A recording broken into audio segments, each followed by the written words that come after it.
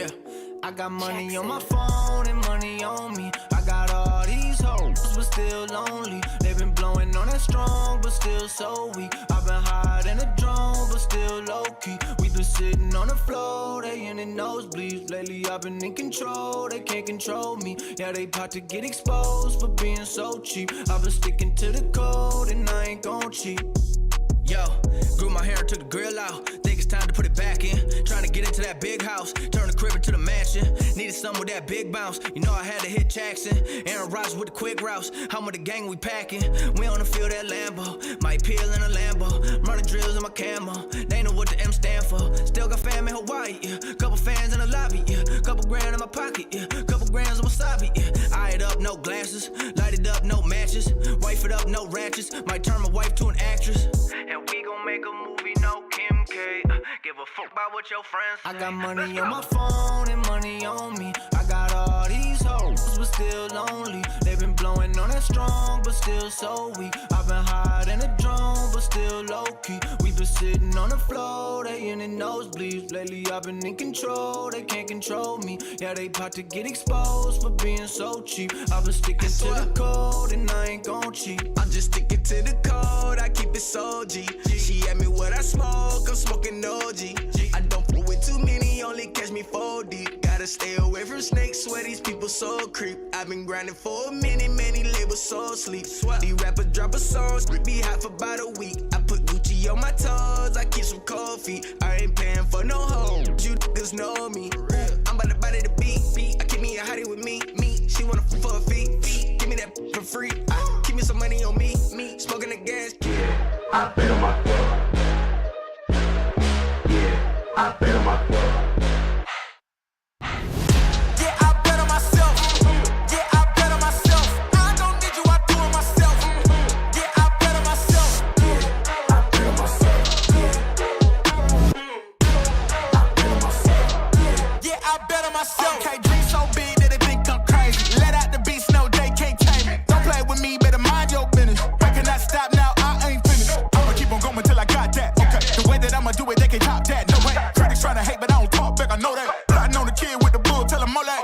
I'm the one that I'ma gamble on, I ramble on. I'm about to get my ramble on, and I'm the one they really couldn't get a handle on. Then when they see they missed the boy, they get a tantrum on. Paid the cost to be the boss. Oh, ba-na-na-na-na-na-na-na-na-na. What is going on, everybody? Welcome to your favorite show, Designated Spittaz, the show where you get a lot of your information from and then run it to wherever the hell you are and act like you had it first. That is what this show is. That is what this show does. And let me tell you something. I'm happy about it because, hey, man, a lot of things that have been said right here at the U have been coming out to be very, very true. And I didn't mean for that to rhyme. I'm just cool like that, all right? But it did. Listen, man. I love the way you started there, man. Because at the end of the day, it's facts. And look, nobody's gonna give us the credit for it except this beautiful community that we have here. What's up to everybody? Oh, it's beautiful. Tonight? It's beautiful. By the way, just well over 200 right at the start. I love to see that. Oh, you know, I love that. But yeah, look, man. At the end of the day, we never did it for the credit, baby. We doing this for the love of the game, for the people. For the people. I mean, real talk for the real fan is a real thing. Okay, correct. And there's only one team that can claim that. Oh, no doubt about it. Everybody knows that. Everybody. I'd hope everybody could understand that part.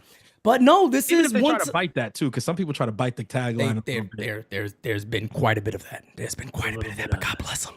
God bless you. Anyway. With that being said, there is some big news today. I mean, I'm going to throw it on. I'm going to throw it. I'm not going to throw it. I'm going to throw it on the screen for everybody because that's the way that it has to be done over here at the U. We just throw things, okay? And matter of fact, let me make sure I have it pulled up. I think I do. There we go. Now we are good to go. Let's switch on over. Brian Hoke, listen to this, folks. You're going to know what this is. You're going to know what this is, right? The Yankees will no longer play Frank Sinatra's New York, New York after losses, the club confirmed. Instead, there will be a rotating selections of songs. Sinatra's That's Life was played today. And I want to shout out my brother right on the other side of the screen from me right here, who back in the NYY News TV days, so we're going multiple years back here, Yes. we had a conversation about this very subject. And by the way, we've had this conversation multiple times. Yes. Last time I know for a fact we talked about it was right after the World Series ended and the Dodgers was celebrating on the field, listening to New York, New York. But we sat there back then. This is 2021, 22? This maybe one, two. I think it might have been 21? 2021. This is just 2021 more than likely is when it was NYY News TV. And this man right here, when we talked about it, suggested that That's Life should be the song that's played. Now, I do want to shout out a lot of people in the Yankee community because everybody has kind of had an issue with this. If you're at the ball game and the Yankees lose and you hear it, you hear people around you going, they're playing Frank. I mean, like, are these guys out their mind? Like, how are they playing New York, New York when we just got lost 14-1? it's like a troll. It's a troll job. 100%. So I'm happy. Look, the Yankees took the beard policy. We were heavy on the beard policy for a while now. Yes, sir. A while now. The playing Frank Sinatra, New York, New York after brutal losses or losses in general. We were talking about that for a while also. I'm very happy to say that the Yankees are listening to the fan base. And that is a good thing because that's what we've been talking about here for the longest time. It's like you guys seem very disconnected with your fan base. And that's not a good thing. Yeah, I mean, tone deaf is one of the refrains I guess I've kind of stuck with the Yankees for the last couple of years, and it seems going into 2025, man, there has been a concerted effort to show us that they hear us. They hear us, and they're trying. And at the end of the day, as a fan, you know, regardless of whichever side you fall on with the beer policy thing, I know that when it comes to the whole playing New York, New York after losses, that's one thing where I don't know that I have ever seen a fan say, that's okay. Like I've never seen one person on Twitter, YouTube, anywhere literally say, I don't mind them playing New York, New York after we lose. Like that doesn't bother me. This seems like one of those things where it will be unanimously celebrated in the fan base. And I mean, that's a nice W for the Yankees. Now, like everybody said on Friday, does it change the fact that we don't got a third baseman? No, it doesn't. Right? Like we're not going to absolve them to say, oh, okay, you dropped you loosened up on the beards and you stopped playing New York, New York after the losses. It's okay. Let's go with DJ on opening day. I don't think so. Can I just say Yankee fans are the friggin' best? Can I just say that like Yankee fans are the best? I mean, we never let up. And that's a beautiful thing. It's funny because a lot of the topics we're going to talk about today, a lot of that stuff was today that had happened in just a couple of days ago. Shout out real quick to Replay Up. He gifted 5 memberships. He also did that earlier today. So you the man, brother. I appreciate that. And we're talking about Frank Sinatra. Ladies and gentlemen, there was a chat before we went live. There was a comment made. Yes. And here at the U, we don't hold back from this stuff. No, we don't. We just put it out there. No, we have to report on this. It happened. This is huge news. This is Breaking now news. Everybody, if you're not sitting down, I recommend you take a seat for a second. And you listen to what I'm about to tell you. This is history. We have royalty in the chat. No question about it. No doubt about it. With the news of Frank Sinatra, you see me processing this? With the news of Frank Sinatra today, we have somebody in the chat. This is the comment. Kellen Martin commented before we went live. She saw old Blue Eyes on the screen and it brought up memories. My grandmother blew Frank Sinatra in 1946. Oh! Oh man, bro, that we weren't live. We were like in the pre-room just looking at, you guys joining the chat, and that shit came across the screen. We had ourselves a good freaking laugh because I don't know, like you guys have to understand how wild that is. Like we haven't even started the show yet, and somebody's kicking us off with, yeah, my grandmother blew him in 1946. 1940, what a year. That was a very good year. Very good. Yeah, that was the inspiration for that song. 100%. He just couldn't put that part in the song. But I wonder how old was Sinatra in 46? Because there's a time in that song when he goes, when I was 25. I'm searching up. It was a very good year. So yeah, Kellen Martin Kellen Martin's grandmother blew Frank Sinatra in 1946. Absolutely wild. But hey, you know, Frank always had himself a good time. He would have said the names, right? He would have said the names back then. That's what it would have been for him. The names is he was born in, you know, he was born in 1915. 1915. So 31. He'd be 31. That's not a bad age. When I was 20, yeah, he doesn't go to 30. When I was 25, yeah, okay. I'm trying to remember that song, but yeah, it was probably 31. It was probably something to do with. That's a good age to get a blowy. I'll be 34 in a couple months. I'll just put it out there in case anybody's. Oh my God! I tell you what, Lord have mercy. Tim, you know me very well, son. You know me very well. Jeff J, my guy, says, for the record, my grandma blew my grandpa in 1946. Hey, holy shit! The hell is going on over there? You all's grandparents like overshare at the Thanksgiving table is what I'm understanding right now. Like y'all get down, y'all get right to it before y'all even cut the turkey. I just start talking about, well, when we were 25, I blew him at the drive-in. Like what? Lord have mercy. My goodness. Yo, this is wild. Let there be light in this chat. Calm down, ladies and gentlemen. On the Lord's Day, nonetheless. I mean, this is something else. Lord forgive everybody in this chat and also this episode of Designated Spittaz. Moving on. So again, this is good news. This is good news. The Yankees are listening to the fan base. It's a beautiful thing. Like Francis said, this is more universally accepted than the facial hair policy. There was still a lot of people who didn't like the facial hair policy, but I don't think there was anybody who sat there and was like, you know what, I hate this. This is bad. Like, why are we doing this? I don't think there was anybody like that at all.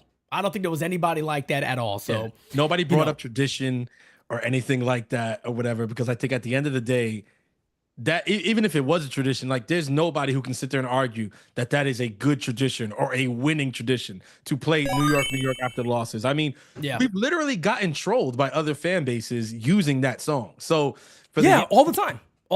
Yeah, for the organization to continually play it and kind of not understand or get it, or again, could this be like we were talking on Friday in All Rise? This could just be another result of Hal Steinbrenner kind of having these conversations with people for the first time and like opening himself up to the feedback, because I don't think that Hal was allowing this to go on because he just didn't give a shit. I just think maybe he did not hear that the fans didn't like it. Like maybe he really didn't know. Honestly, I hate saying this. That wouldn't shock me if Hal was kind of clueless to it. Me neither. It would have shocked me one bit. Rod Thompson says the woman that blew Frank Sinatra now lives at Green Grove with Francis. Yeah. Oh no. She's an amazing talent. Did we get Jeff J's super chat? Because I want to make sure we don't miss that one. Wasn't it the second one? Was there a second one? No, for the one for the record. For the record. Yeah, I got that one. Oh, my bad. Yeah, that was the additional blowy one. My bad. We got multiple blowy super chats today. I heard that super chat and responded to it. I just couldn't believe it was Jeff J. Yeah, unbelievable. DJ Steele says, remind me not to have you guys on full blast talking about blowies while I have customers in my tow truck.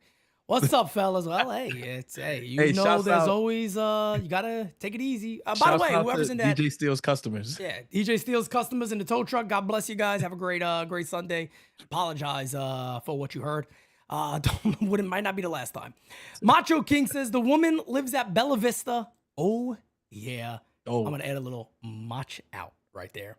But oh man.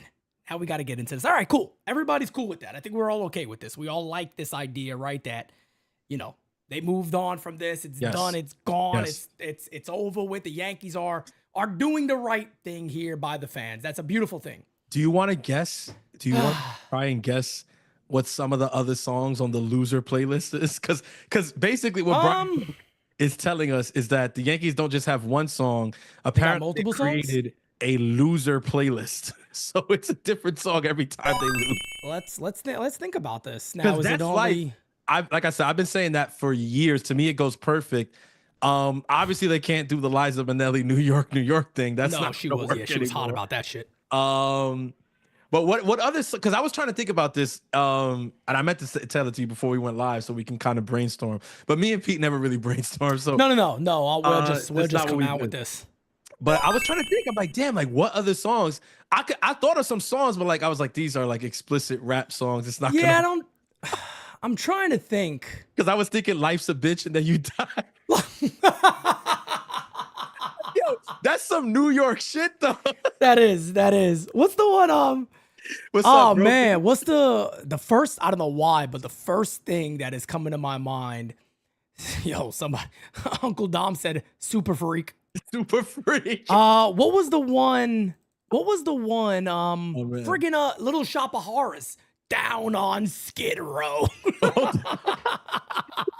You know what though? That seems like more like their speed. Like the Yankees. I can see the Yankees right. That's playing like that. the Yankees. That's what I'm saying. I can't that. go like certain hip hop songs. I'm like, I don't think they would necessarily do that. That's The what's Yankees wrong are with gonna me, go like is that old my school. mind went immediately to like. I'm going to big band. I'm going to big band songs immediately out the gate. Oh yeah. shit. The Thompson brothers are in here fighting. Tell Rod to go to bed. What's good? Pete and Francis. What's up, my guy? We got 5 up, Mike? memberships gifted by Kyle Malay. DJ Stelio adds in, Big Gamer Dude's favorite candy are below pops. Hey, yo. West Coast Yankee fan says they're going to play I'm a Loser after a L. Okay. I don't know what I'm a Loser is. Okay. I don't know what that song is. But I was, they could do what's the song? Say Something. That is like, say something. I'm giving up on you. Yeah, that would be good. That would be a they good should have one. played that last season at the one of Clay's blown saves. I would have loved it. Oh, that would have been great for Clay. Oh, they should. When he came out, they should have been playing that song. I mean, you know what I used to love? Remember the All Rises? We wouldn't do Simply Ravishing, and we just started with the I just need a reason. Yeah, I just need a reason. Yeah, you would just hear Pete in the background. Oh, I just need a reason, damn it. I just need a reason, Hal. Bart Simpson need adds one in. reason. Oh my God. Francis's grannies are also designated spitters. Lord have mercy on me. Oh, they spit all right. Yeah, it's just crazy because we got like 300 people in here listening to this right now. Somehow, some way, this is what makes us the best Yankees podcast that there is. I mean, so shouts out to y'all. It just is what it is. Lord have mercy on all of us. Ladies and gentlemen, I tell you what, let's get into our next conversation here because man, oh man, I think if we don't, we're going to be in trouble here. Yeah. Jason Dominguez. Oh God, here we go. Here we go, folks. I'm going to just say a couple of quick things off the bat. And then Francis, we can obviously, we could talk about this a little bit. Sure. I was told today in the chat that Jason Dominguez is terrible. I was told today in the chat that the Yankees should sign Alex Verdugo. I was told today in the chat that the Yankees should only give him about two to 3 games more in spring training, and that's it. Wild. So let's have a serious conversation here about Jason Dominguez, and I think some people might be pretty surprised by my response. Yeah. Let me go ahead and pull up the play. Here it is, right here. Let's play it. I don't think they should be able to challenge it. So let's take a look at the play here. This is the first one, obviously. This is the play today. You see him shading his eyes very, very early, could not see the ball. The ball drops in, and immediately upon that happening, I said it on the live. Well, this is not good because there has already been this target now on Dominguez's back that he's a horrible, horrible defender, can't catch a fly ball to save his life. Yep. And that's all there is to it. This is what has happened now. And again, let me go back to say one more thing. This was started, by the way, because Yankees general manager Brian Cashman came out and said they're a better team with Verdugo's defense. And that is what amplified any type of play going forward 10 times more. Now, I'm also going to say, has there been plays that Dominguez should have made in left field? Yes. Yeah. 150%. Yeah. Nobody is sitting here saying that Jason Dominguez has done a great job and it's all been coincidence. No. No, not at all. Dominguez has certainly missed some plays in left field. I have a hard time looking at today's play and going, oh my God, I can't believe what I just saw. Brophy was there. He said the sun was very bad. He did. He said it in the chat a little while ago too. I mean, I don't look. We've also experienced it, right? We've also did. we went to Dunedin last year for spring training. Yeah. That was my first spring training game ever, and Pete reminded me because I was speaking. We were speaking beforehand, and I remember that it's something that I noticed, but I didn't remember if I said it out loud or not. And Pete's like, "No, you said it out loud when we were because we actually walked from right field across the outfield line to left." Yeah. And Pete said, "No, you said it when we were walking. Like, damn, that sun's like really facing like right at left. It must be like tough to like." Well, today we saw it. I mean, yes, he had the shades on. Yes, you have the hat on. And you know, you're a big leaguer. And is the sun was in my eye an excuse? Unfortunately for big leaguers, no. Here's the good thing though, right, brother? It's the third game of spring training, right? Correct. And Correct. he shouldn't I like for people saying let's give him 2 or 3 more games, you're out of your mind. Yeah. Even if you gave him all of spring training, you're out of your mind. He deserves. We've said this time and time again, and credit to everybody here on the NYYU team for saying this, right? Everybody, you know, from Pete to Kev, everybody. Yeah. It's not just 10, 15 games or 1 month, 2 month. He deserves as much rope as Anthony Volpe got in his rookie year. Give him the year. Correct. Give him the year. Like we can't grab the pitchforks 3 games into spring training. I mean, that's just not what it is. And it's funny because I've heard time and time again that, you know, what we do is try to appeal to that portion of the fan base. And it's like, actually, no, we're the people that sit here and tell the truth to that portion of the fan base and say, hey, yo, calm down. It's 3 games in the spring training. Relax. Yeah. There was a lot of Armageddon fans today. And look, wild. we also got another tagline. We got quite a bit of taglines here at the U, and one of them is I let fans fan how they want. If you want to be upset, by all means, go right ahead. But don't expect that I'm gonna agree with it. I might disagree with you on certain different things, and that's what we do. West Coast Yankee fan adds, and Dominguez needs to play center, his original spot. Well, I don't think that's gonna happen. So I think we got to look at it. Table. Yeah, I think that's off the table. I think he's gonna be the left fielder. But look, I want to be as fair as humanly possible on this. A major leaguer should catch a fly ball. I think that is 100% fair game. Aaron Judge dropped the fly ball in the World Series.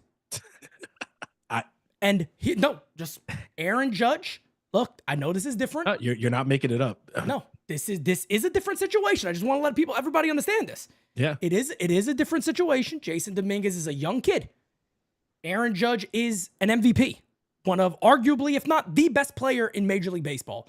Yep. What my point here is, this shit unfortunately happens.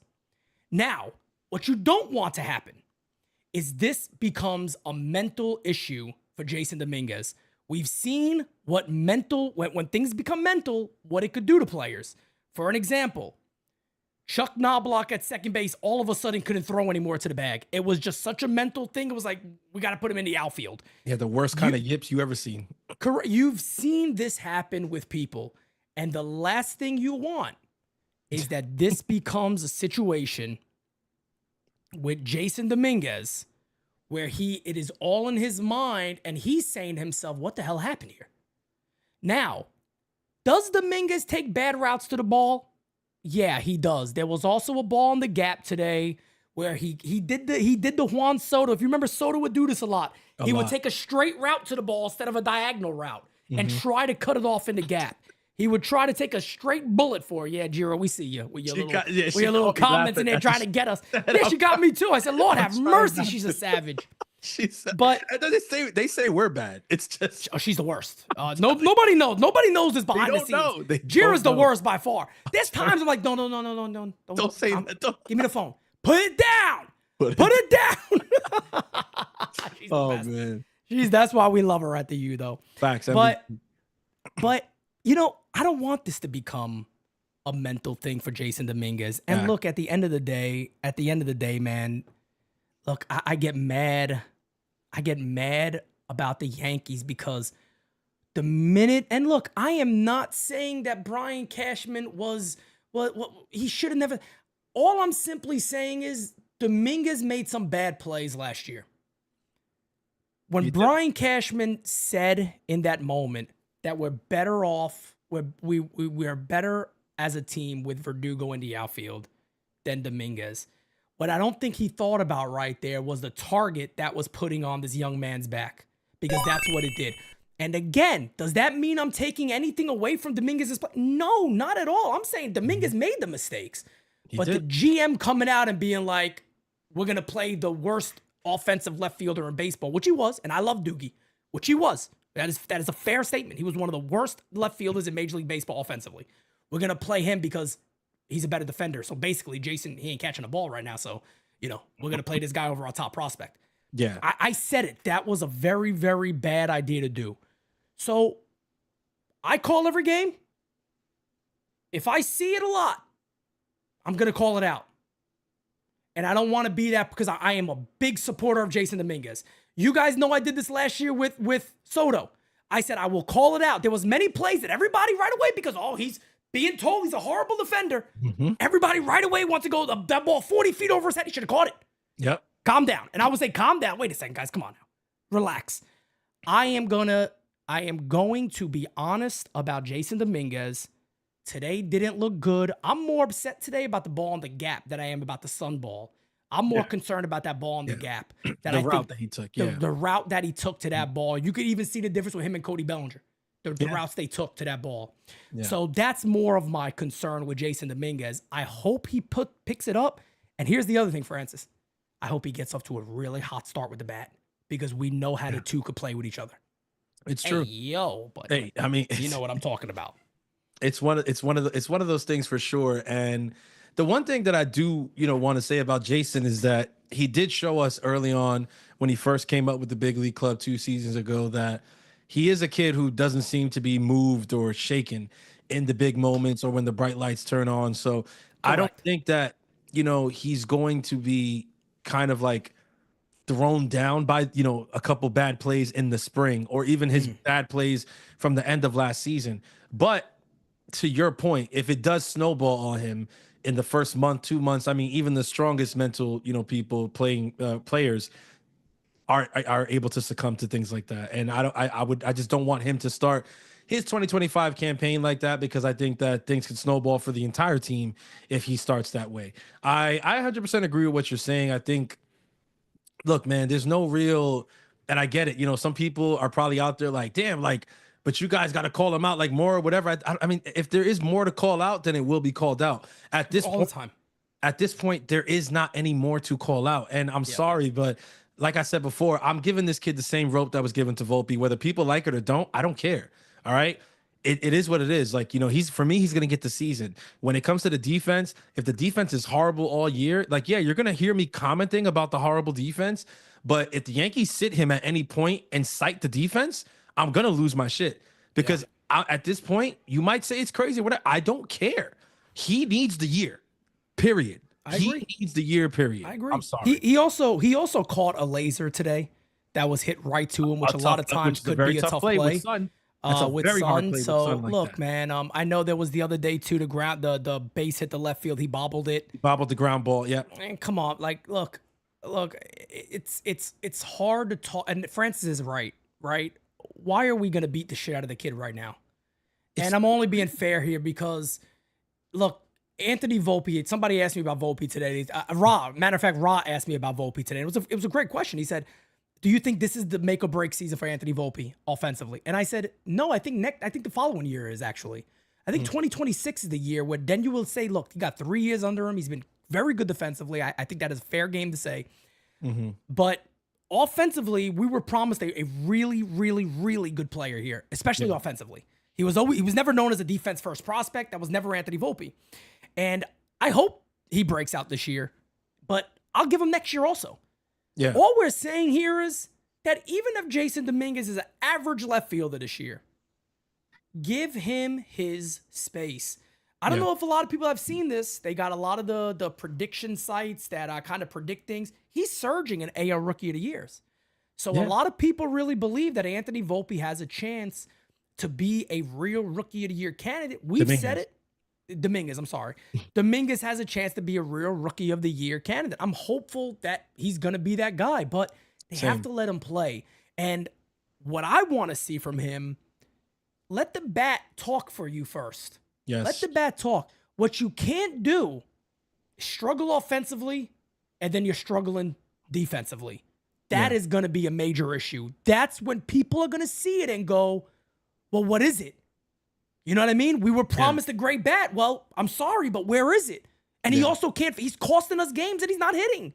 Yeah. That's what I don't want to see, because me and Francis talked about this before. They signed this kid to a lot of money at a very young age. This kid was called a Martian in the Dominican Republic as a child, basically. When he was growing into his body a bit and just hitting bombs everywhere. And everybody's like, this talent's off the charts here. We know it's in there. And to Aaron Boone's credit today, Aaron Boone said, look, I don't see a reason why he can't play left field. And he's like, I get it, but he missed the ball today. It was a bad sun. And Boone said it was the sun. And then he also added, to Boone's credit, and I know he defends his players, so it shouldn't be, breaking news here. Anybody, but Aaron Boone said it. I don't understand why he wouldn't be able to play left field. Yeah. That's a great point. I mean, why can't he play left? He's an amazing athlete. I think people are again, they're so tied to that narrative that was fed to them that it's like I love that you brought up the Soto shit, because it's actually a great analogy when you think about it. Because before Soto became a Yankee, there was a large portion of this fan base, and it just is what it is. They didn't know that much about Soto. They did not. Of course, yeah. They knew that. Yeah. Okay, this is one of the best players in baseball in terms of like offense or whatever. But the narrative about his defense was something that was introduced to a lot of Yankees fans once he was traded here, and other fan bases was like, oh, well, wait till he's making all those errors for them in right field. Let's see if they love him then. Then all of a sudden, fans start seeing that, and then it's a thing that a lot of Yankees fans do, unfortunately. And look, I'm a fan, but it's real talk for the real fan. I got to call it out.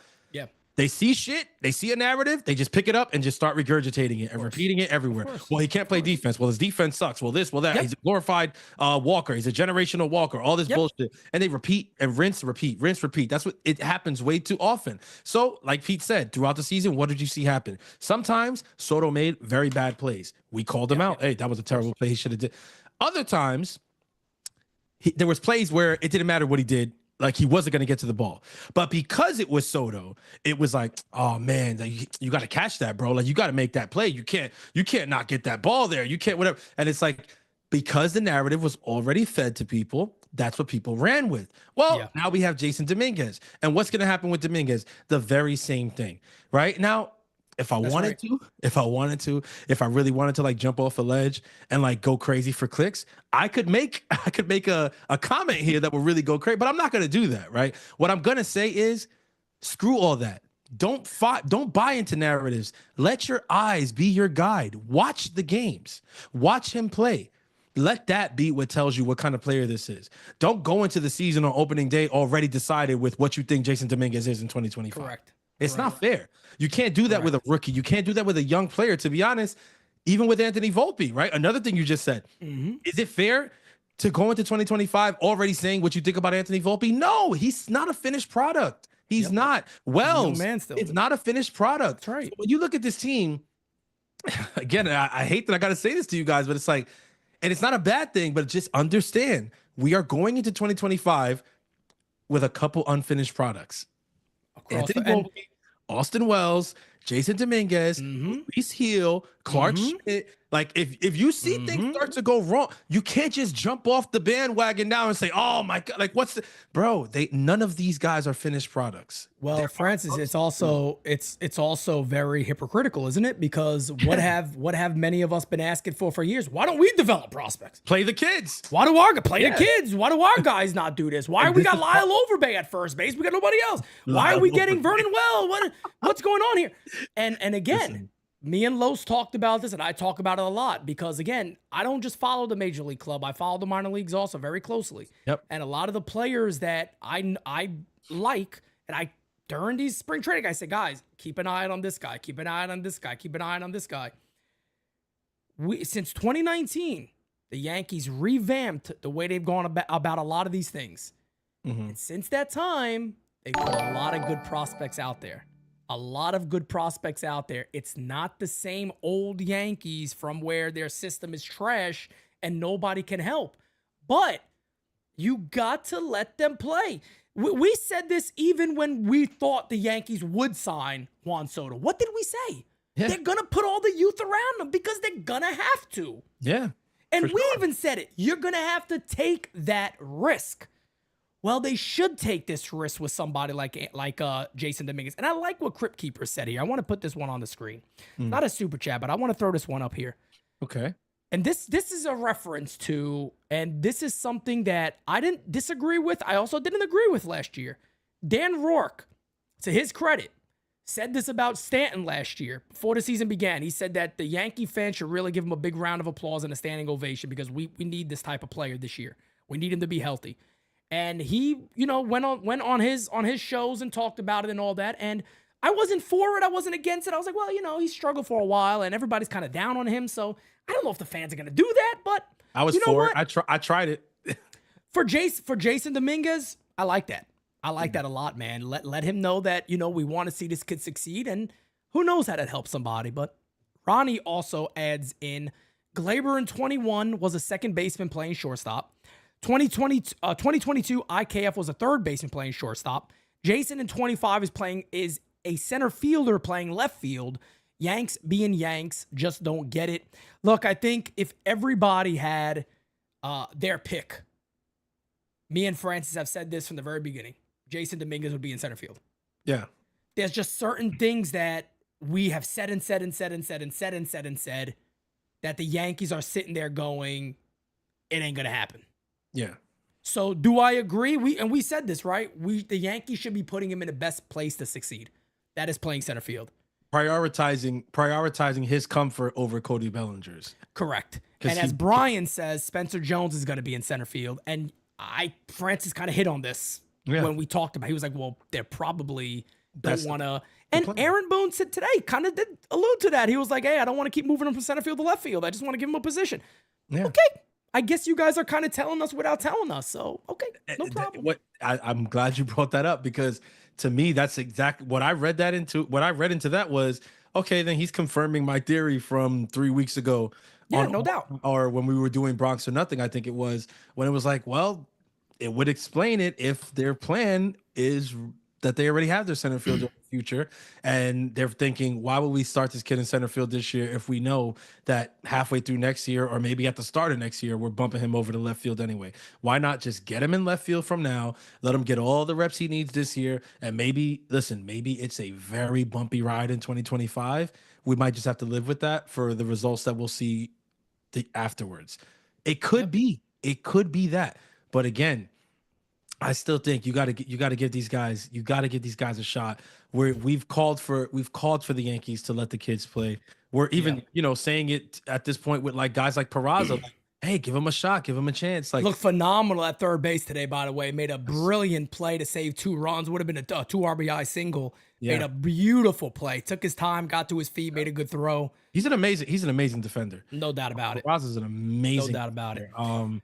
But yeah, even if I say it again though, like say we do in some world get what we want and Peraza's the guy on opening day, you also got to give him rope and understand. Of course. Look, comes with the territory. There's another side of that, and I think sometimes fans just say, "Call up the kids, give this guy a chance," and they think it's gonna be like that 1 in a million that the kid comes up and is a monster from day one, and it's not like that with prospects. They have their ups and their downs and their peaks and their valleys, and it's not always rainbows and butterflies, bro. They come up and they struggle, and there's growing pains, and Cashman, to his credit. Cashman said it when they brought up Volpe, and it's something that I actually really liked, where they said, yeah, it's not that you still don't have development that needs to be done. We just want you to finish your development here at the major league level. Yeah. And I think even with Dominguez, in many ways, Dominguez is going to be finishing his development at the major league level. No question about it. Make no mistake about it. I mean, this kid, no denying that. He lost a whole year because of COVID in his development he lost the whole year at one of the most important times of his development. That is when he officially became a professional, and COVID hit and he loses a whole year. That's right. Like, I mean, that again, and one of the things too, excuses, but well, no, you're not. Cause one of the things about Jason Dominguez, earlier on when COVID hit and all, he misses the year. A lot of the conversation was that he's very raw. He's very, very raw to the game. He's raw to base running. He's raw to all that. So his talent has just been so good. People tend to forget this too. He was one of the youngest players in AAA last year, and he dominated the league. Yep. Every level this kid has gone to, he smacked the hell out of the baseball like it's nothing. The talent is all there, and I agree with Boone today. I would have said it differently. I would have said, why the hell can't he play left field? Exactly. I mean, at this point of hearing all this nonsense and me even watching it frustrates me because how can he not play left field? Like, it's like at this, I don't want it to be a mental thing. Like, you just go friggin' play the game and do your thing. I don't want to talk about the Mets, but I have to. I have to. There's a comment in here, and I've seen this on Twitter, and I've seen it on WFAN, by the way. Stupidest take of all time. Oh, here we go. Joe Constantino, which I'm very upset that this is an Italian doing this, because now, unfortunately, I got to go at two Italians here, Sal Licata and now this guy. Soto literally changed everything the Yankees do. Folks, let me explain. Mets fans, maybe you're new to Juan Soto. Maybe you don't know Juan Soto. Can you show me a picture when Juan Soto would have been affected by the facial hair policy because he wanted to grow a beard?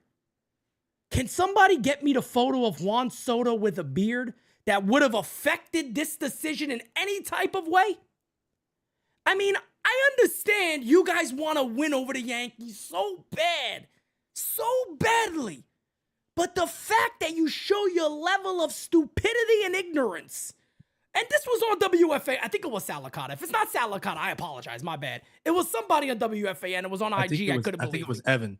It might have been Evan. Okay, Sal. Sorry, Sal, I apologize. That's my bad. I don't think Fellow Italian. This wasn't Sal. Thank God. My bad, Sal. I apologize. Evan, whoever the frig it was at WFAN. Let me be honest. Everybody's wrong at times. Everybody. I don't care who you are, you're gonna be wrong. But you gotta have something to really fight about here. You think the Yankees changed the policy because the dude that can't grow a beard left? That's why they changed it. This is I've been tweeting this several times the last couple of days, Pete. It's literally what we're seeing right now with, and I'm not going to say all because I do have. No, we got Mets. We got friends that are Mets fans. I do have. And we some appreciate good them. friends that I love the content that they make. Shout out Keith and his people. Like I love the spaces that they do. There's a couple of them. The Accountant. There's a lot of the Macho. A lot of Mets fans. Rube, the Flip, Pope, who's in here a lot. Master Flip. Like there's a lot of Mets fans that. You know, they do these spaces, they tweet and stuff like that or whatever. And I'm not saying that they don't throw shots. Of course they throw shots, but that's what we all do. Like, we all do. Yankees fans, Mets fans, what we do. But I respect them because first of all, they know ball. Second of all, they're not suffering from what I'm about to talk about with this certain section of their fan base. There's a certain section of that fan base right now that is suffering from the worst case of main character syndrome that I have ever seen or diagnosed in all of my days. Bro. I mean, these cats signed Juan Soto and all of a sudden thought that transformed them into the epicenter of baseball. Now everybody and their mother is fixated on the New York Mets and what they're doing and everything. Listen, you guys signed Juan Soto. Let's take a moment. Congratulations, right? We said it. We said it. Congratulations to the Mets. Yeah, on 100%. this very podcast, on this very channel, we gave the Mets flowers. We saluted our friends that are Mets fans like, yo, you know, you guys got him. You got a generational player. You got a great player that everybody, if they could, would die to have him on their team. Right? But he's one fucking player. He's one guy.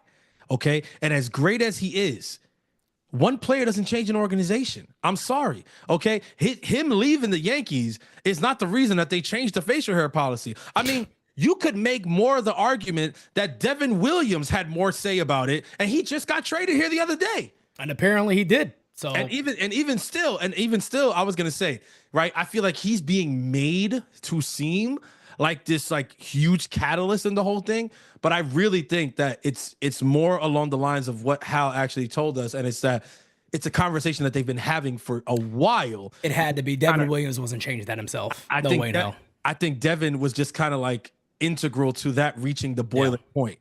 But again, with this stuff going on with the Mets fans, listen, you gotta stop. You gotta chill because it's gonna get to a point where it happens with Yankees fans too, and we call it out on our side too. You gotta chill out, bro. It's the spring. Okay, look at check your calendars because the last I checked, my calendar still said February. I'm getting tweets and seeing tweets circulate and do rounds as if it's the middle of October. Okay, I had people celebrating Clay Holmes' 3 innings. Yeah. Joey Not Gallo, I appreciate you, brother, and thank you for shouting us out. He was like, you guys need a consultant charge from the Yankees for always being ahead of the curve on these things. Appreciate you said we're a real one. You're a real one. Thank you so Facts. much for letting people know about that. I really appreciate that. Truly, I really do. Facts.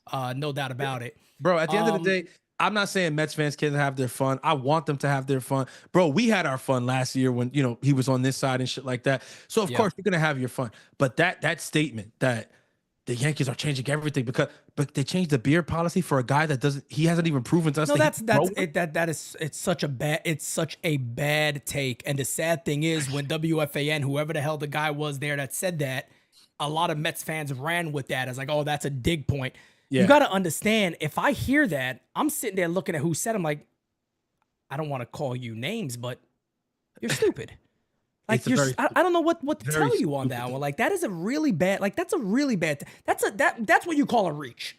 You're really reaching. You're reaching radio. far out. That's radio today. The R in radio stands for reach. Reach. I mean, you're reaching like you can't even imagine, man. Like you're reaching so damn far on that one. It's so sad. And again, I get it. I mean, they're competing. They have to compete with the likes of us on these podcasts that get up here and spit the truth and whatever. And they're trying to compete with us. So they're saying all types of crazy shit on air because they're hoping that a clip goes viral because they got to deal with people like us spitting shit on YouTube and this shit going viral over the shit that they say on the radio. So our radio stands for reach now. And the craziest thing about me and anybody who has watched me for years, I have a long list of videos going back to 2019, 2018, whatever the hell it is, of me doing this stuff.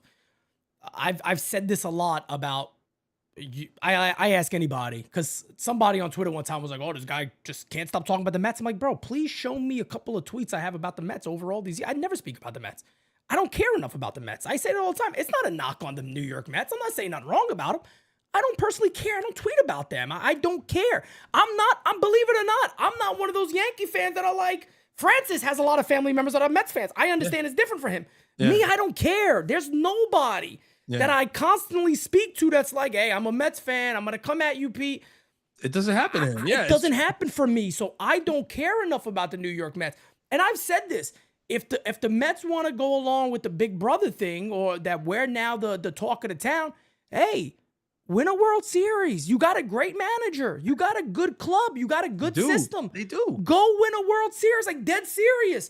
I'll sit here and go, hey, man, as a Yankee fan, yeah, we got the history, but they won now. Can't really say much at the moment. And I'm going to keep it $150 with you guys. I would say that 100%. Shout out to Mendy. I love Mendy. So again, there ain't no hate from me. I'm just saying. Some of you fans, you guys got to come out with something a little bit better. There's no reason. Like, come on now. There's no reason to hate. At the end of the day, look, as much as I loved 22, he was here 1 year. Like, correct. There was no loyalty. I loved that season. I loved 2024. Hell yeah. And I loved his performance as a Yankee. Hell yeah. Never, for as long as I live, I'm probably never going to forget 2024 because of the vibe that was Soto in the Bronx. Bro, I called the Yes Network out, by the way, because they were showing, they didn't show it. They were putting up like on the screen what the Yankees did last year. They left out Soto, and I thought that was fucked up. I know he's not on the team. How could you tell the story of 2024? They talked about Louis Hill's season. They talked about Aaron Judge. I'm like, how do you not talk about Juan Soto? Like the dude, the majority of highlights last year are Soto. Let's be honest. I'm just keeping 100. Because you know what that does? That leaves an opening for Mets fans to say shit. Of course. Because like that's not the Yankees way. Like, bro, it's okay. He left. He signed somewhere else. Okay, big whoop. Like, he was a huge part of 2024. Like, it is what it is. But at the end of the day, it was 2024. It was 1 year. Okay. Like, yes, it was very upsetting. And it's something that's still upsetting till this day. I mean, I texted, I mean, me and Pete were texting, watching, he played his first game today. And it's like, yeah, man, it still kind of sucks to see him, right there. It's gonna suck probably. It's gonna suck probably most of this season. But guess what? I watched it live, bro. It is what it is. Like at this point, it is what it is. At this point, what does Jira keep saying? He's a Met. If I could say one thing that Mets fans are not gonna like, he looked a lot better in the Yankee pinstripes. I mean, it ain't even close. Yeah, they're not gonna agree. Like, just They're not his. gonna No, agree with I us. know they're not, and I don't expect Mets fans. Like, you could get mad at me on this one, But Mets that's what fans. I makes promise us. you. That's what makes us fans, right? Because 100%. we're supposed to say that he had way more aura in the pinstripes over here. I'm sorry, but I'm with you. That's what I think. No, too. yeah. When I saw that, I was like, come on now. Like, he don't look good in that Mets uni. But maybe it'll grow. Maybe it'll grow and it'll look normal. Ross says, I went back and listened to Evan's take, and he basically said that the Yankees never lose out on players they want, and losing Soto made the Yankees have a moment of self-reflection. No, it didn't. That makes no sense. It still makes no sense. That still makes no sense.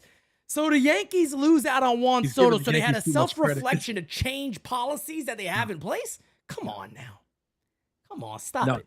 Stop it. No, it wasn't a situation where he said that, like, yeah, I mean, literally, he said he felt like the Mets gave him a better chance to win over the life of the contract and all this other stuff or whatever. But there's also the elephant in the room that when you do the total number of the contracts offered, the Mets offered him well over 50 million more. Yeah. Nobody wants to talk right. about that. Everybody right. wants to sit there and say, oh, he left and now the Yankees are self-reflecting. No, because if Hal Steinbrenner really wanted to, he could have just continued to up the ante. But again, if Hal Steinbrenner felt like it really doesn't matter how high I go because this guy across town is going to go 50 million over and all this guy cares about is the money. That's right. Then is that really a thing that's going to make Hal Steinbrenner and Cashman go into a dark room and take some ayahuasca and say we have to self-reflect on how we're going to revamp the Yankees? Like, bro, no, it was money. I don't understand these people sometimes. It's absolutely friggin' wild, let me tell you. DJ Steele adds in, WFAN also said Soto's the best right fielder in New York over Judge. I mean, look, wild takes are going to happen. Everybody's going to have takes every now and then where, everybody's going to have takes where you look back, go, holy shit. I mean, that one was off. I remember back in the day, this is before I was doing video. I'll even share stuff. I thought Wilson Betemit was going to be a beast for the Yankees. I think he was horrible. They got Wilson Betemit. I was like, oh, shit. I was playing an MVP baseball back in the day. I was hitting bombs with Wilson. I was like, this guy's going to be an animal. Let me see what Wilson Betemit did with the Yanks. Let's take a look. Hold on. This is fun. Look, we could call ourselves out. Wilson. Probably can't even find him. There he is. There's my guy. The first picture is him falling down. Oh my This ain't God. gonna look good. I'm telling you right now. Wilson. Let's see what Wilson did with the Yanks for the little time he played. I thought he was going to be phenomenal. Give it to him. Here he goes. You ready for this? Yeah. Wilson Betemit for the Yanks. First year, 226. In 84 at bats, 33 strikeouts. 2008. He hit 6 home runs with the Yanks, 265, not bad, 718 OPS. But yeah, never turned out to be the player that Pete Simonetti hoped he would be. Juan Miranda was another one for the Yankees, the big Cuban first baseman. I thought he was going to be a beast. Yep. Remember Juan Miranda? Hey man, I remember Montero. I mean, we could go name for name Montero, here. Yeah, no yeah, doubt we about could it. go name No for name. doubt I about mean, these things happen, but I'm telling you right now, bro, we're really just getting started with the bad takes. I mean, the Mets and the Yankees play in May. I think the first series this year. Oh, by the way, are we doing the get together this year? I mean, I think we have to. Yeah, we got to do the get together this year. Somebody asked me earlier in the chat if we're doing a Subway series. Yeah, I don't know if May is going to be the one that works. That might be like too soon, but I think the next one is like June or July.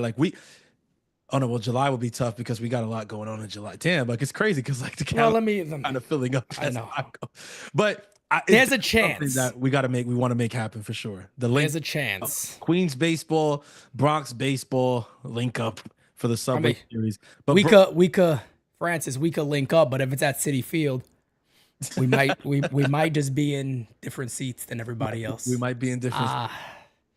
There's a couple of friendlies on the Mets that we're friendly with. It's good to have friends. It's good to have friends in high places. You know what they say, right? He's a friend of ours. A friend of ours. I got a couple of friend of ours over there. Just saying. But bro, I was gonna say if say that series comes up and like the Yankees kick Buccaneers dude out, please kick him out of the chat. Thank you so much. Go ahead. Oh brother, listen. If the Yankees ever lost that first series to them, it is gonna be a terrible time for Yankees fans, and it's going to be a terrible time on the radio for a long. Oh, 100%.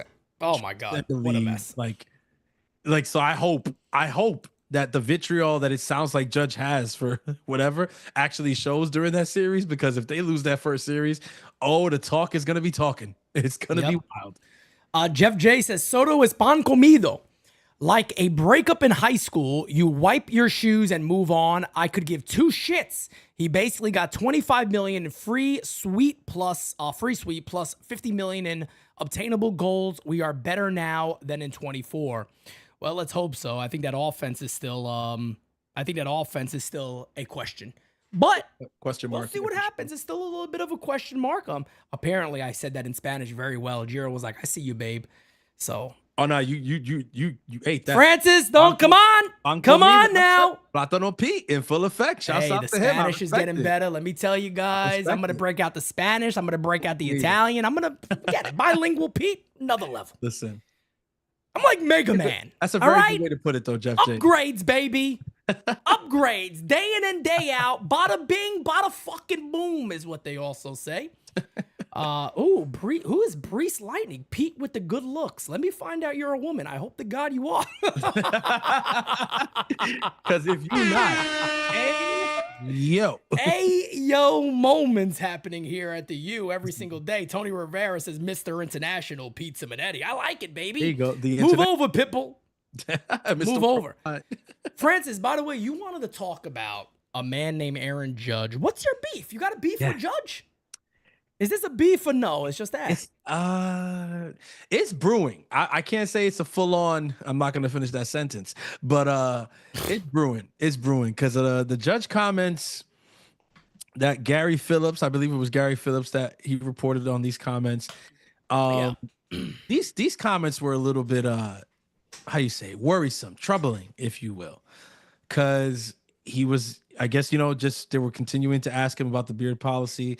And it came out, I think, yesterday that he said, no, he won't be growing a beard. And then he kind of doubled down and was like, okay, I know what you're talking about. He kind of doubled down and was like, yeah, because I just think that, if you're going to let that one little thing stop you from coming here, then maybe you shouldn't be here.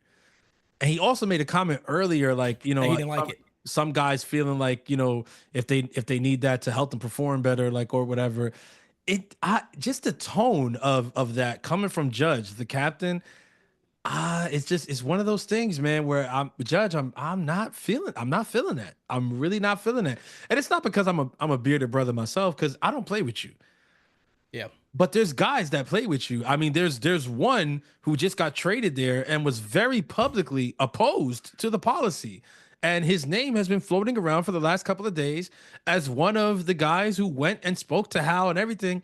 He requested a meeting, I think, with Brian Cashman first, and then he got a meeting with to ask if he could speak with Hal Steinbrenner. He did. Yeah, he did. He granted him that meeting. You kind of saying that, and the crazy thing is, it came out that Devin wasn't even saying like, I need to have my whole beard or whatever. He said like I could shave it lighter, but like, can I like to shave the whole thing off? Like, you know what I mean? Like he was trying to meet them halfway on some shit.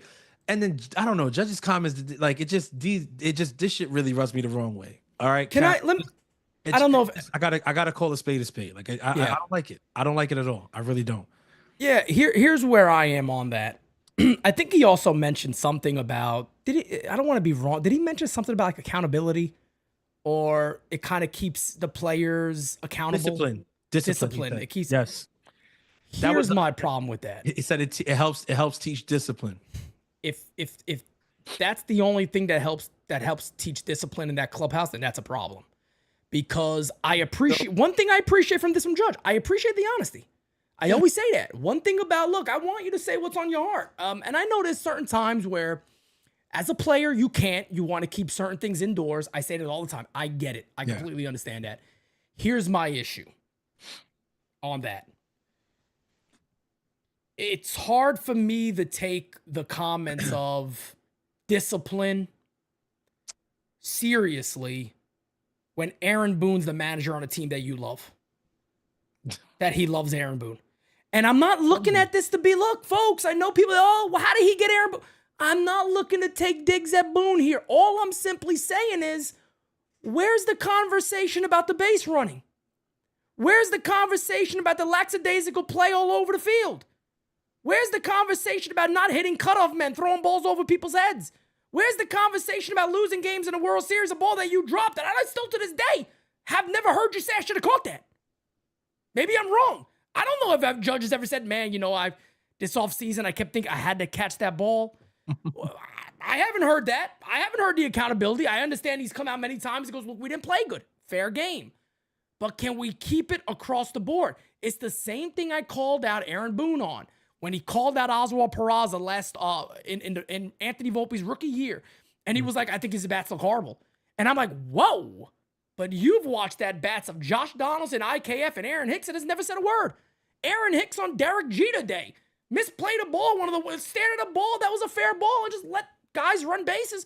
And Aaron Boone said, I just wanted to protect him and get him out of there.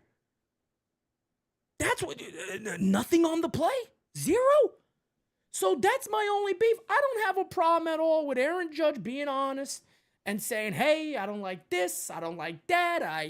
This is the thing. I feel like it taught guys. I kind of felt it, to be honest, when he sat there and said, if that little thing is going to prevent you from coming here, then you shouldn't be here. I felt that a little bit because at least he's being honest. But here's, again, my problem is, can you do it across the board? Can you be honest then on everything? Can you be that captain? Because let's be real, brother, you are an opposing figure.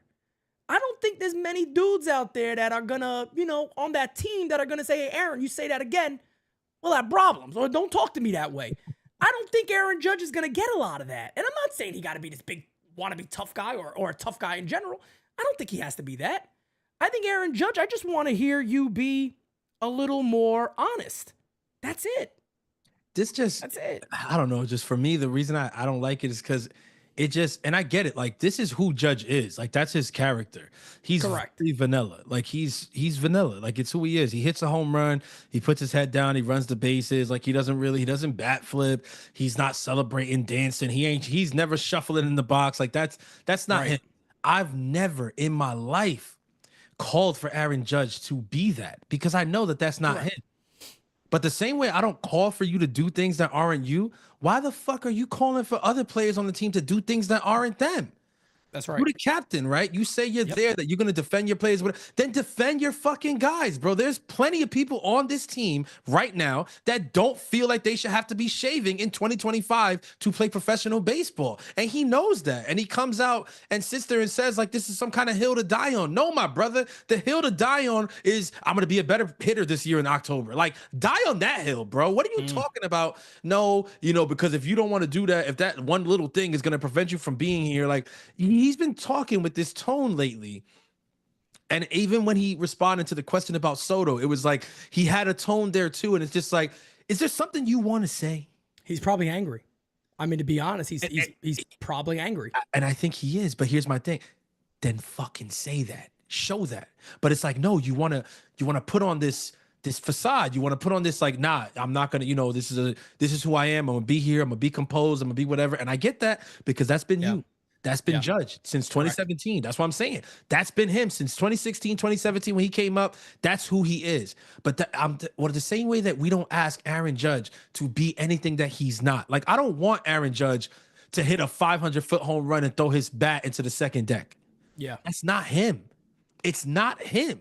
It's just not him. I don't want him to shuffle in the batter's box. Yep. I don't want him to show up a pitcher. I don't want him to do that because it's who you are. It's not him. I want him to be who he is. And I love that even with all the pressure that you can hear from outside sometimes for him to, be a little more aggressive and be try to pretend to be a villain or whatever. Aaron Judge is never going to be a villain, guys. Not who he is. Everybody loves Aaron Judge, and that's who he is. He's a lovable guy. He's not going to be the villain. I don't want him to be the villain. I want him to be him. But like I'm saying, the same way you get to be you, why can't Devin Williams be him? Why can't Jason Dominguez be him? Why can't LeMahieu be him? Like, yeah, Judge, for you, it might not be a thing. For you, you grew up in this, you grew up in Cali, whatever, you saw the Yanks, whatever, cool. You might have thought about it as something like, yo, I can't wait till I get called to the, and I got to shave and everything like that, whatever. A lot of guys didn't have that. A lot of guys don't have that. They don't hold that to be something that they want to freaking do. And the same way that you get to be you, let them be them. Defend their right to be them. That's what we also NYU. We don't agree with every take that fans have, but we defend their right to fan the way that they fucking want to fan. Yeah, no, he also, remember too, he also came up in the system. That's another thing. Devin Williams didn't. Exactly. Devin Williams didn't. He didn't come up in the system. You know what I mean? So that's the biggest. He didn't have a choice to be traded here. He didn't have a no exactly. Clause. He was like there was he was close to going to the Dodgers, and then he came to the Yankees. Look, Yeah, all is well now, and the policy is not. At the end of the day, too, Hal Steinbrenner made that decision. He's the owner of the club. Yeah. I mean, he's the owner of the team. I think that's all there is to it. He's the owner of the team. He made this decision. And again, to Judge and anybody else, I defend the Yankees as much as humanly possible. Where was the comment at when they put patches on the jersey?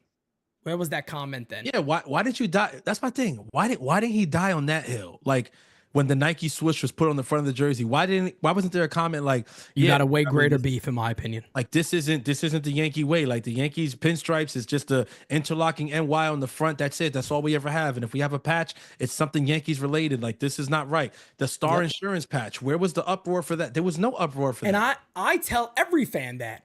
Where was your problem then? Majority of fans just accepted it. No, it was fine. Where was the problem then?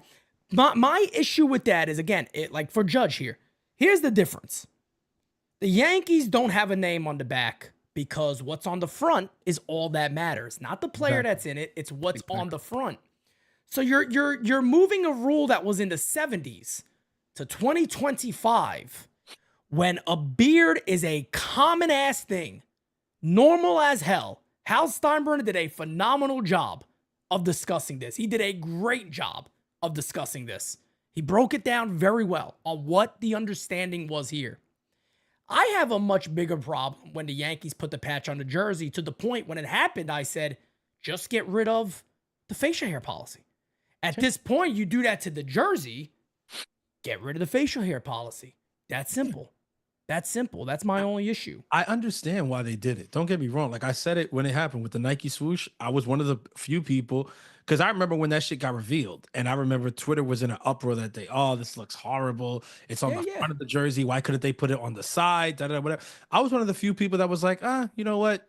Doesn't look all that bad. Like in a few years, we won't even notice it anymore. Like it'll just be normal. And here we are. Lo and behold, a couple years later, the swoosh is the last thing I noticed. The Star Insurance patch, it's still relatively new. I'm sure a couple years from now, it'll be one of the last things I notice too, because you do kind of just go blind to these things after a while. And I get it. We are in a different era, and teams are looking to make money, and they are making more money than they ever had in the past.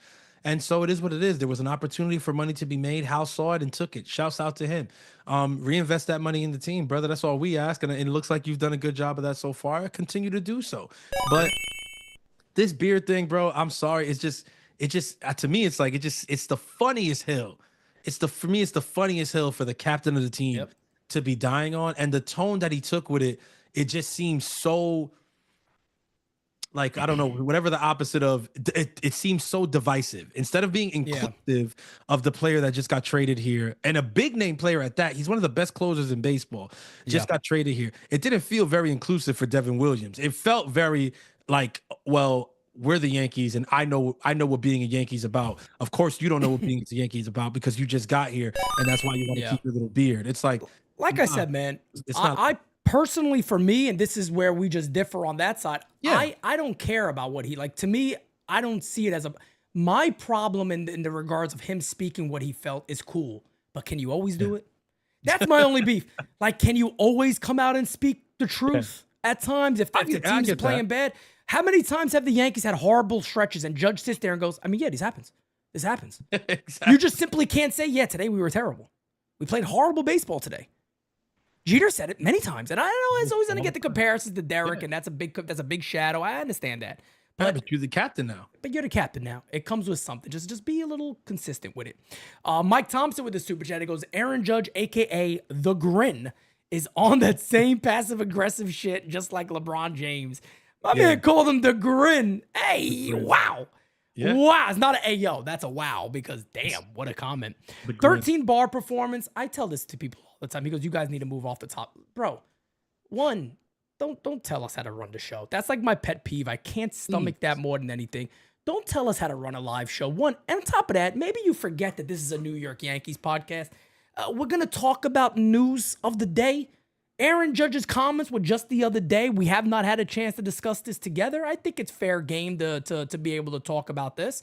And now we're going to touch on another topic because Francis talked about Hal Steinbrenner's money. Well, there's going to be somebody out there that wants his money, and that person is Vladdy Jr. Before, we got a big super chat here from Jeff. He goes, this is my analyst on this. He's pissed that Juan is gone, feels the weight of following Jeter as captain, doesn't agree with petty issues blocking playing for the greatest, most valuable win in this franchise in sports history. It's very possible. It's very possible, and I'll be honest with you, could also be a lot of things he's hearing. There was a lot of Yankee fans out there that was saying, well, what are we going to do if Soto leaves? Is Aaron Judge going to hit in the postseason? It's a pretty bad thing to hear. I get it.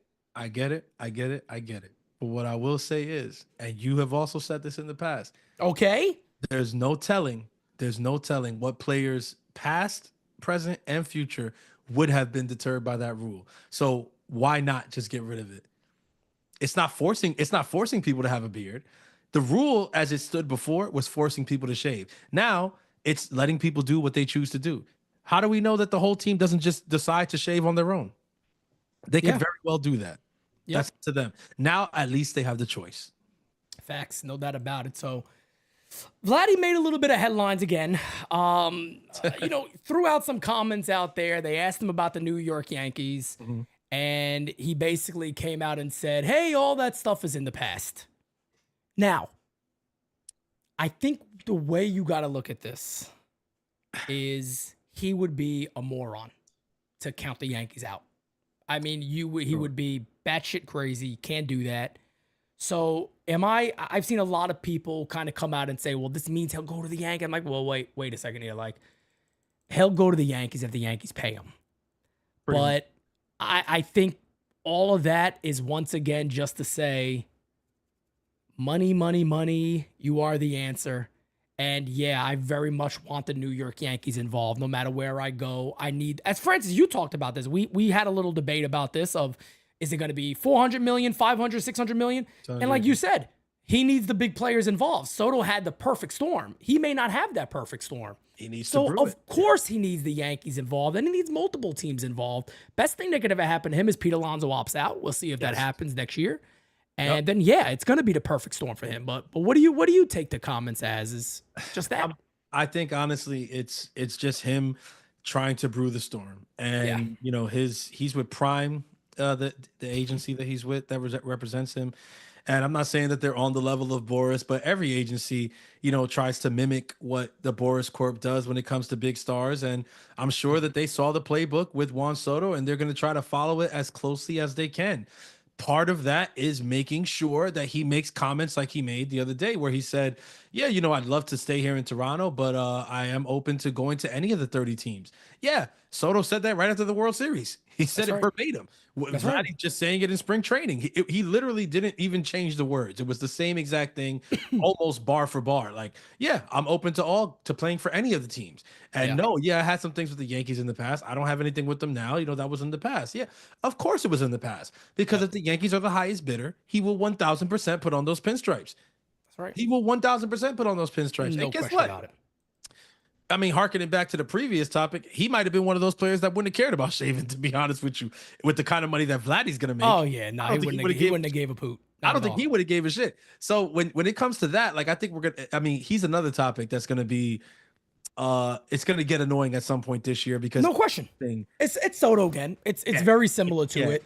It really is. And everything the good news for the Yankees and Yankee fans in general is there's going to be quite a few options out there for a lot of people and a lot of teams and all that. So there is going to be quite a few options out there and all that. So, Tucker's going to be available. Murakami's going to have a big year, and he probably will. I mean, I think he understands the assignment right now is that he has to go out there and have a big season, and he's going to get paid a lot of money. Yeah, of course, Vladdy. I think Vladdy. Look, I was watching the first. I think it was the second game of spring training, and he made one of the first plays of the game. He made a great play at first base, and I tweeted out, I'm like, "Hey, the Yankees need a first baseman, next year." So, I think if the Yankees are smart, I think Vladdy would be high on their list of players to go after. I think Tucker is also a great player. I think he'd be high on the list too. So, And Murakami potentially could be high on the list also. So there's a lot of moves the Yankees could make where you're not looking at it going, if we go 0 for 1, we're screwed here. You got other options this coming off season. Do you worry about Vladdy's temperament with the way that the Yankees are currently? Do you worry about him fitting in at all? I don't know, man, because, now that you said something like that, it's funny. The first thing that came to my mind was the video of Soto and Alvarez and Lindor and how they were just like gelling together really well. Exactly. And how often did you see that? You didn't always see that. You didn't always see that. That is true. I would say it's one of those. It makes you think. It does. The thing with Vladdy for me is, honestly, I know this is going to be weird because he's not his dad. Yeah. But he's a different player. Yeah. He's a different player. His vibe is very different. His vibe is very different. He's different his generation. father wasn't really like a showboater at all. He wasn't a talker. He didn't talk much. He just was a great player, and anybody would have wanted him. There was no bad thing said about Vladdy Sr. Yep. He was just that type of guy. He was phenomenal to watch. Dude would hit base hits in the gap or balls that hit the dirt. I mean, he was just a phenomenal, great bad ball hitter. Crazy talent. Just a phenomenal player overall. But when it comes to Vladdy,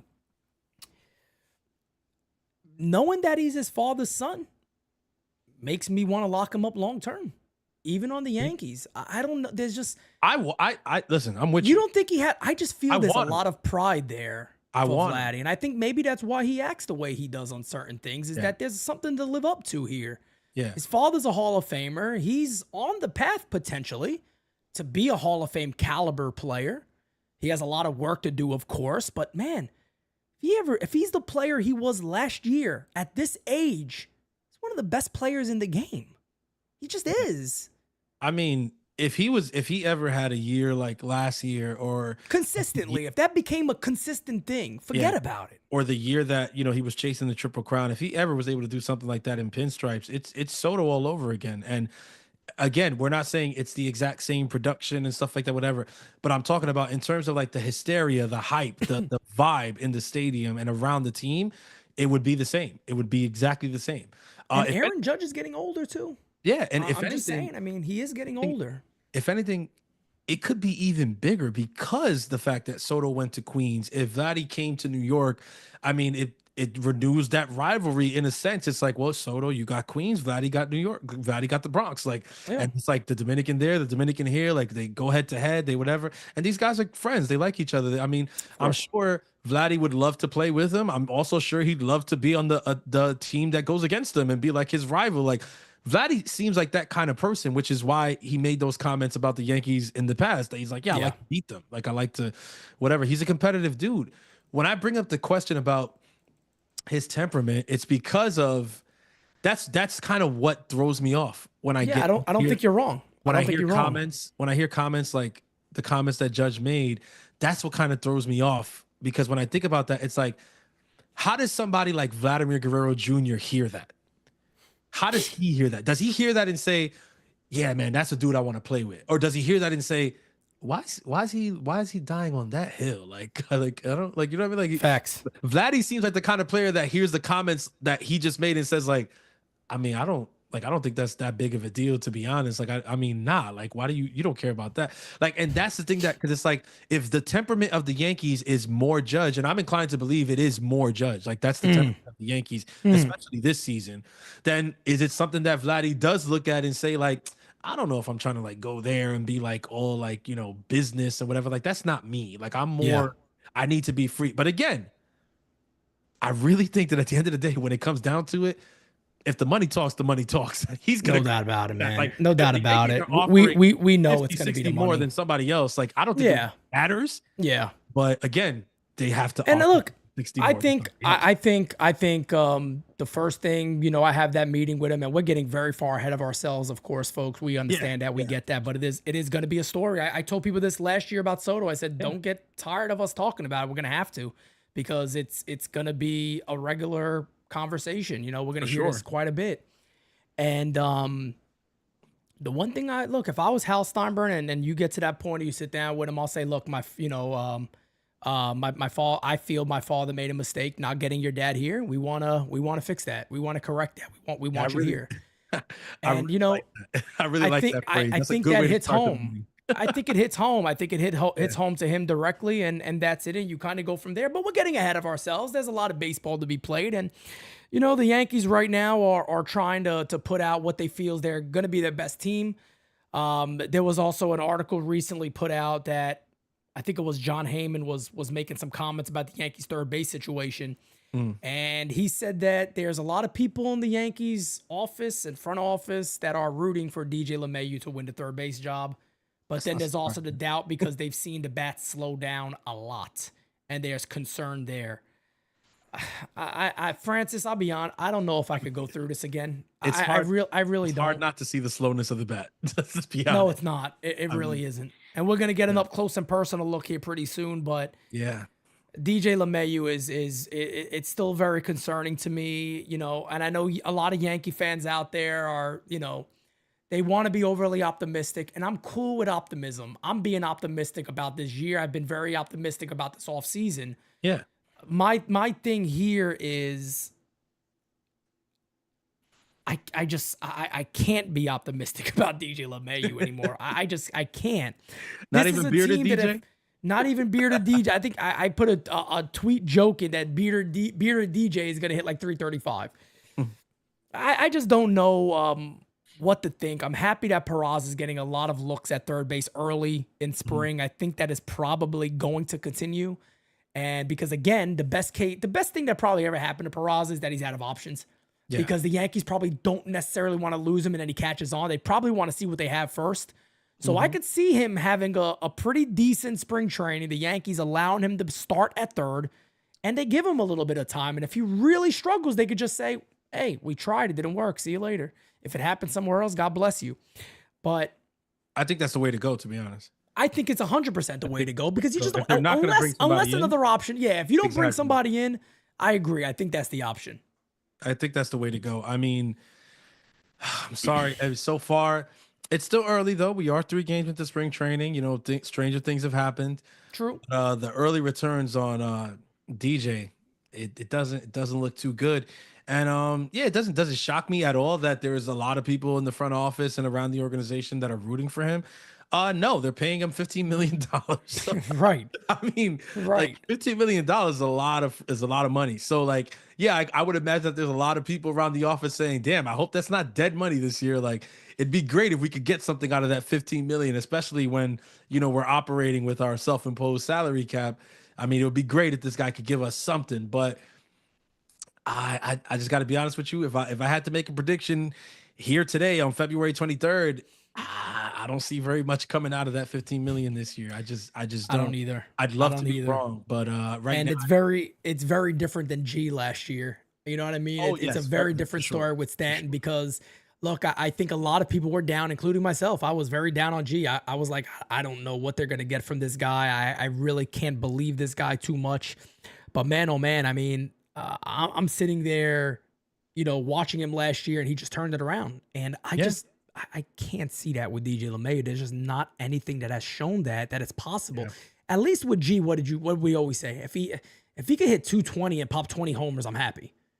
and The guy G- hit 27 and he missed a lot of time. yeah, the power. It The thing is a about bit G is that different. the power is something that is going to be there with DJ. It's like the bat speed is it's concerning, right? If the bat speed doesn't get to where it needs to be, then are we going to see him hitting line drives? Is he going to be able to hit the ball into a gap? Is he going to be able to get elevation on anything? Like, or is it going to be DJ LeGround out all over again?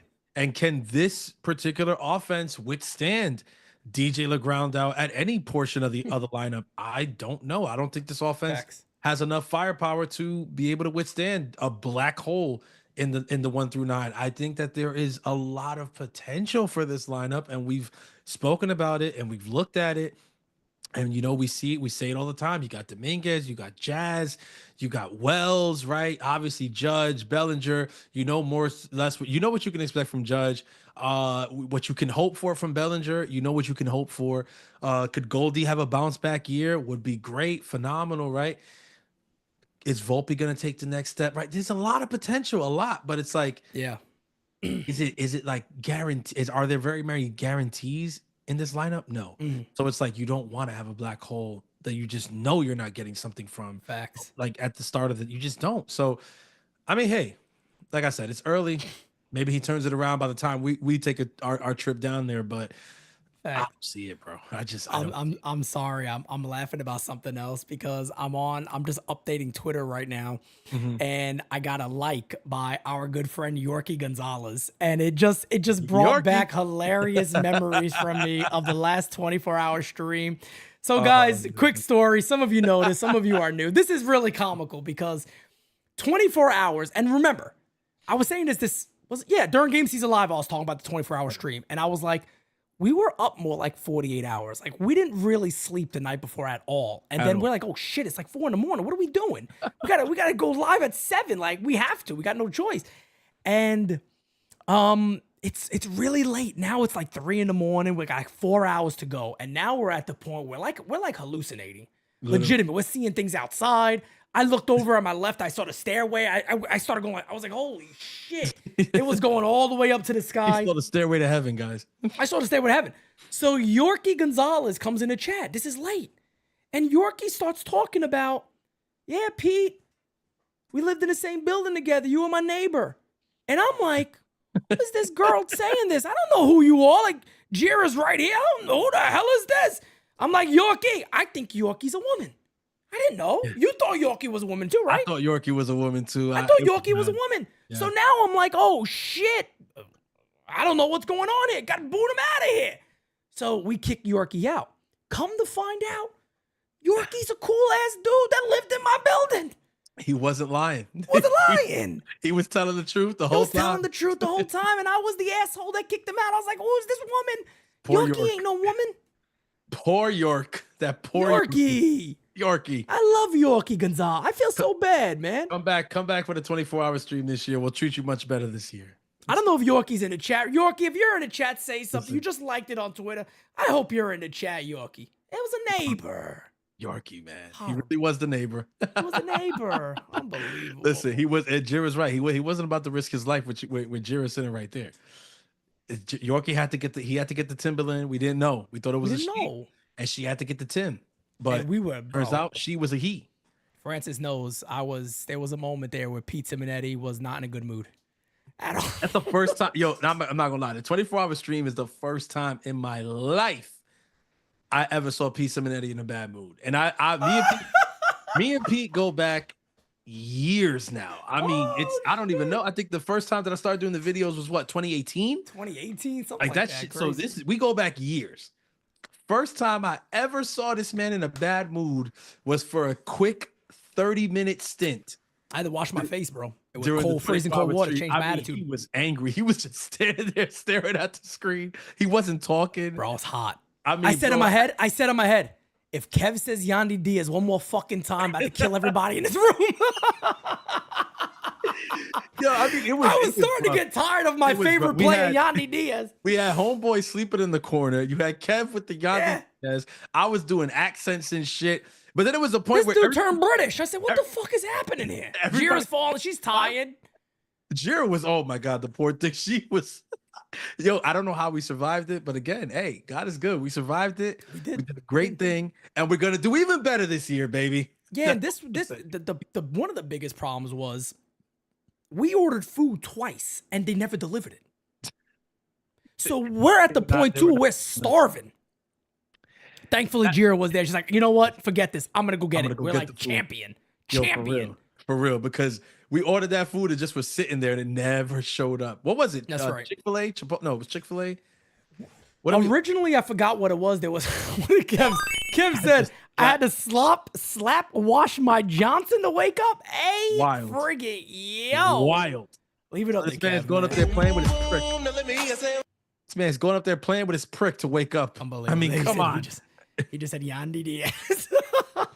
Yandy Diaz. This year is gonna be great. But again, look, it was all worth it, man. We did $25,000 to tunnel the towers. What an unbelievable accomplishment, man. And like I said, this year it's gonna happen again, man. We're excited about it. We've talked about it multiple times already, and yeah, man, deadline day is just gonna be a thing. It's gonna be an NYU thing that we do every year.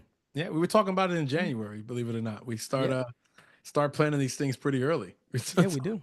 We do. I'm looking forward to it. I'm not ready for it to be here just yet, but I'm looking forward to it for sure. Yeah, no doubt about it, man. No doubt about it. Well, ladies and gentlemen, I mean, there was a lot of fun conversation today for this episode. Baseball is basically back. We had about 400 people in here almost the whole episode. So yeah, nice. Thank you guys so much for that. We're closing in on 42,250 subbies. So thank you guys for that also. And yeah, man, I'm trying to think. I don't think there was anything else that I wanted to cover today. March 29th. Yeah, I might want to talk about our event on March 29th. Ladies and gentlemen, if you have not got your tickets, get your damn tickets today. March 29th is NYYU Day, baby. Steve says, do we get voicemails tomorrow morning? That's all rise, brother. That's all rise. You get voicemails on all rise. You better believe it. You better believe it. Uncle Dom says Francis with the British accent was hilarious. I don't even remember. I mean, every now and then I go back and play like a random selection of the 24 hours. It's been a while though since the last time. I think the last time I played it was when you hit us up and was like, "Yo, you got to go and just watch the last 2 hours." Bro, I was doing it for the 2024 recap video. Yeah, and I was like, I want to find some stuff in there. Yo, I went to the part at night, and for some reason, Kev was playing the Game of Thrones theme. And I was saying I thought it sounded like Aaron Boone. Then we were talking about what our dragons' names would be, and mine was Gabagool. Gabagool. And then while I was singing, remember, hey Gabagool. Oh, that's my favorite part of the whole stream. I want Gabagool. Yeah, I want the Gabagool. Oh, that was my favorite part. We were gone, man. Follow us on Instagram too, everybody. We're trying to blow up Instagram. Big league this year. The Instagram is literally, I'm telling you guys right now, the MVP does an amazing job with the IG. It's entertaining as fuck. You get the clips from here. You get different pictures, behind the scenes stuff there. Brophy stuff gets posted there during spring training even. Shouts out to Brophy again for all the work he's doing for us in covering Yankee spring training. Facts. And yeah, man, March 29th, I can't wait to see you guys all, man. We're getting it started early this year. Opening weekend, we'll be in the building. You already know, man. I can't freaking wait to see this community, man. You guys always show up and show out, so I can't freaking wait. Get your tickets, man. They're gonna go fast. The baseball games are already happening. Game season live is back. This is when the tickets start to go, so don't waste no time. Oh yeah, no doubt about it. And super chat here from Kyle Malay. Hopefully Yanks actually do something at deadline. Yeah, we'll see what happens. Hopefully we have an exciting deadline, and it's going to be a lot of fun. Yeah, I think my prediction is they're going to trade for Clay Holmes. My God. Oh, replay. You're not wrong. Believable. The stuff with my shorts that day that got a little. Oh, that was wild. That shit was weird, bro. That got a little. That shit was weird. Can I before we close up, I just want to throw one more thing out there. I did notice online that John Brophy basically had his video stolen, and a lot of other outlets out there are posting those videos without crediting John Brophy. It's one of the reasons why he doesn't like to be on Twitter, and it really isn't a cool thing to do. The man works really friggin' hard. On top of that, I just wanted John, you already know how we feel about you here at the U. Yes. We always give you credit. You deserve every single credit in the world that you get. But the thing is, people don't understand. A lot of people see it as, oh, it's a picture or it's a video.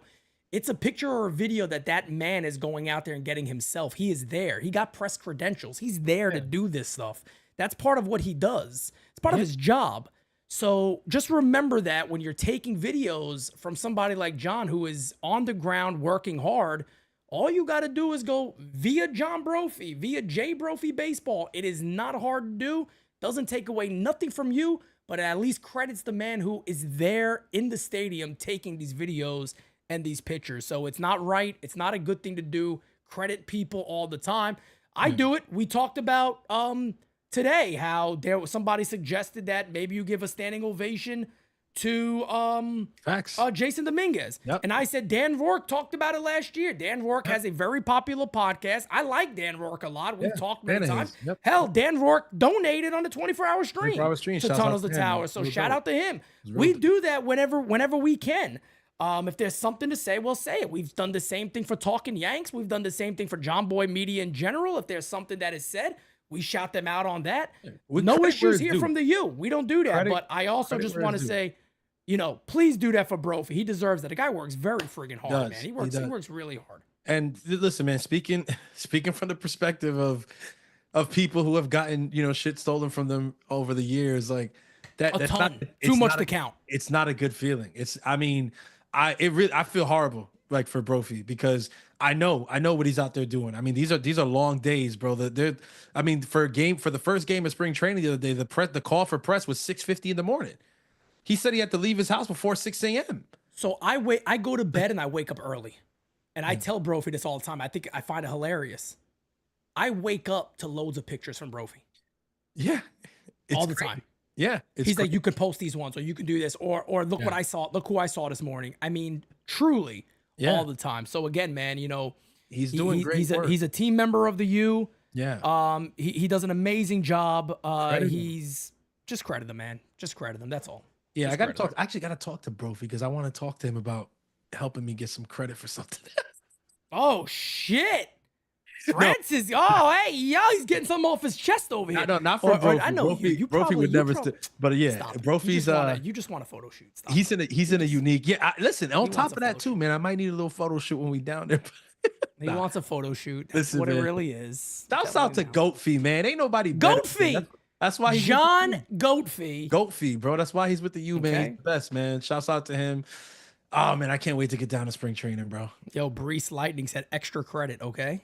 Extra Be credit. a little extra credit work. Bro, Bro, Fred, just take us out of here, man. We out of here. We out of here. This has been an amazing episode. Shouts out to you guys, man. Y'all did y'all thing today. I really, just can't thank this community enough. You really can tell that it's baseball time, man, because the numbers today, the liveliness in the chat, I love it. And whether we agree or disagree, the most important thing is that you were here, man. And that's what we love. So keep it locked and stay tuned. Smack it that likey, hit it a subby, because you already know the next episode will in fact be the best episode. And ladies and gentlemen, we will never come whack on a designated Spittaz track. Until next time, ladies and gentlemen, we are out. Peace out, baby. Catch you guys later. All rise, 11 a.m. Mañana. Peace. We got it next. That's how you finesse. We come for they next. We come to collect. Did it all on my own, yeah. When it brought it back home, yeah. Now they calling my phone, yeah. But I'm all in my zone. They not a threat. Tell them reset. When they're at their best, we still not impressed.